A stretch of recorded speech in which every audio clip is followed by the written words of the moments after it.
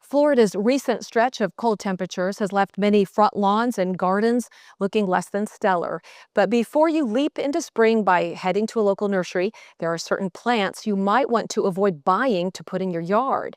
To learn more about the impact invasive species can have on landscapes, we are joined now by Dr. Kimberly Moore.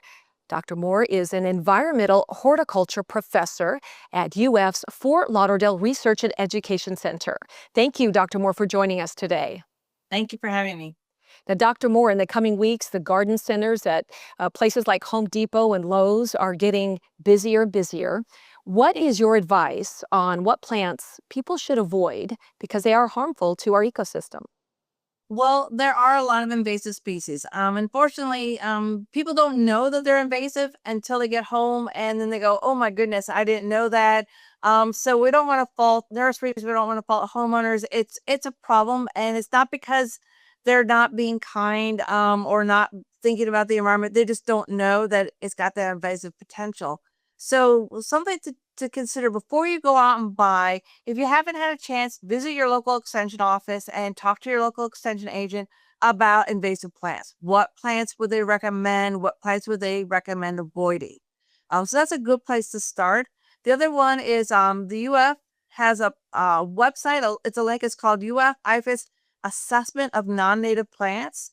And it's a really easy link. You can have it on your phone. So if you walked into Home Depot and you're not sure, is this plant invasive? You could open up the assessment of non-native plants and type in the plant name that's on the label and go, is this okay? And it'll give you a list. It'll say, avoid this plant, or this is a caution plant. So if you see caution, you go, don't put it in. But if you don't see caution and it says this is okay for your area, chances are that you're okay based on that assessment.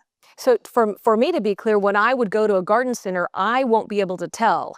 There won't be a little tag that will tell me that, correct? I would need to look ahead of time. You're gonna want to look at you want if you can plan your garden ahead of time, that'd be fantastic. If you know what types of things you're looking for or what you're trying to replace, visit your extension agent and talk to them about replacing those plants, what plants you might want to replace. If you're at the garden center, you're like, I wonder if this plant is okay.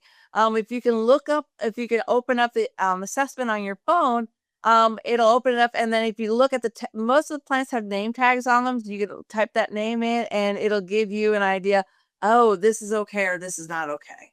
Now, why is it a problem to use these plants if they're just going to be in our personal garden?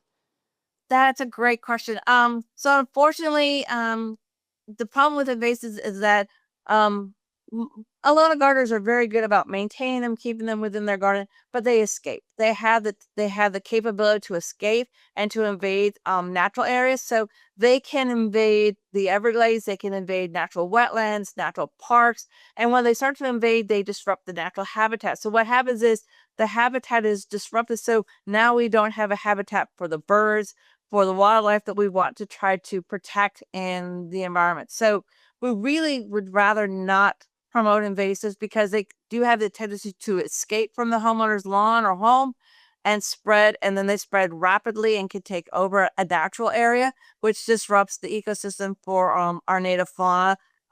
We don't want to disrupt the nesting habitats for birds or for other wildlife. And we've heard reports of invasive species like iguanas thriving due to plants from their original homes that are brought to our country. And are there other creatures that are also thriving off these non-native species plants? Well, I don't know as much about iguanas, so I don't feel like I'm an expert to talk about iguanas. But again, iguanas are another one of our invasive species, and again, they're going to thrive regardless.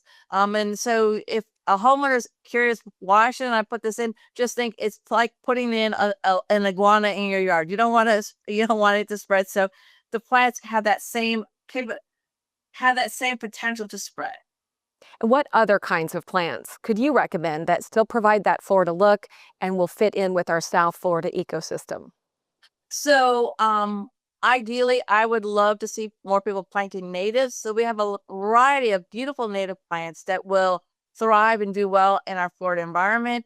There's a long list of native plants. There are a lot of native plant nurseries. So if I have a choice and I'm going to be replanting an area, I'm going to want to look for my native alternatives. There's a lot of native butterfly plants, native pollinator plants. Our native wildflower, the coreopsis, is a beautiful flower, and I would love to see more native plants put in place of non-invasives or non-native plants. Yeah, non-native is the correct term. But I don't want invasives, so I want native plants. Dr. Moore, can you explain what resources are out there for gardeners who really want to be more responsible with their plant choices? Absolutely. So we have a lot of different resources through IFAS, through the University of Florida. So the first resource would be going to your local extension office. Every county has an extension office, so there are agents there to help you. So I really like the personal one-on-one touch. So I would say first check your extension office. If you're someone who likes to do it online and do it on your own, then the University of Florida has a series of publications. They're called Ask IFAS. So, and in those publications, you can find a list for native plants, ideas for your garden, how to maintain your lawn, how to take care of your trees. So there's a wealth of information in Ask IFAS. You have been so helpful today. Thank you for joining us, Dr. Moore. Thank you. Thank you.